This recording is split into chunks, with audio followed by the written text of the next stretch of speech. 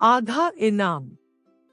यह बात तब की है जब शहंशाह अकबर और बीरबल की पहली मुलाकात हुई थी। उस समय सभी बीरबल को महेश दास के नाम से जानते थे। एक दिन शहंशाह अकबर बाजार में महेश दास की होशियार से खुश होकर उसे अपने दरबार में इनाम देने के लिए बुलाते हैं और निशानी के तौर पर अपनी अंगूठी देते हैं। कुछ समय के बाद महेश दास सुल्तान अकबर से मिलने का विचार बनाकर उनके महल की ओर रवाना हो जाते हैं। वहां पहुंचकर महेश दास देखते हैं कि महल के बाहर बहुत लंबी लाइन लगी हुई है और दरबान हर व्यक्ति से कुछ न कुछ लेकर ही उन्हें अंदर जाने दे रहा है।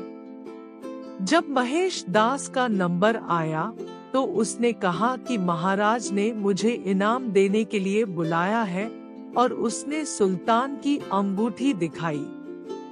दरबान के मन में लालच आ गया और उसने कहा कि मैं तुम्हें एक ही शर्त पर अंदर जाने दूंगा, अगर तुम मुझे इनाम में से आधा हिस्सा दो तो।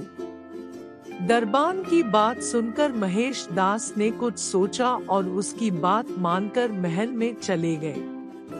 दरबार में पहुंचकर वह अपना नंबर आने का इंतजार करने लगे।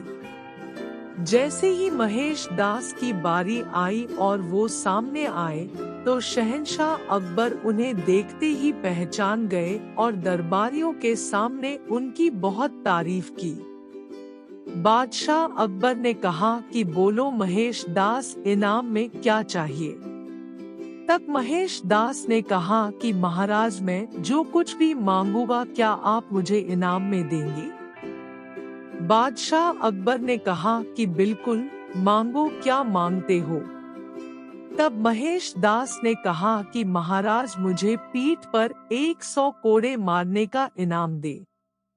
महेश दास की बात सुनकर सभी को हैरानी हुई और बादशाह अकबर ने पूछा कि तुम ऐसा क्यों चाहते हो।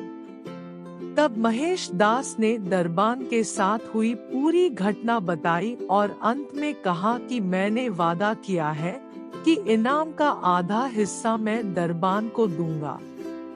तब अकबर ने गुस्से में आकर दरबान को 100 कोड़े लगवाए और महेश दास की होशियारी देखकर अपने दरबार में मुख्य सलाहकार के रूप में रख लिया। इसके बाद अकबर ने उनका नाम बदलकर महेश दास से बीरबल कर दिया। तब से लेकर आज तक अकबर और बीरबल के कई किस्से मशहूर हुए। कहानी से सीख, हमें अपना काम ईमानदारी से और बिना किसी लालच के करना चाहिए। अगर आप कुछ पाने की उम्मीद से कोई काम करते हो तो हमेशा बुरे परिणाम का सामना करना पड़ता है, जैसे इस कहानी में लालची दरबान के साथ हुआ।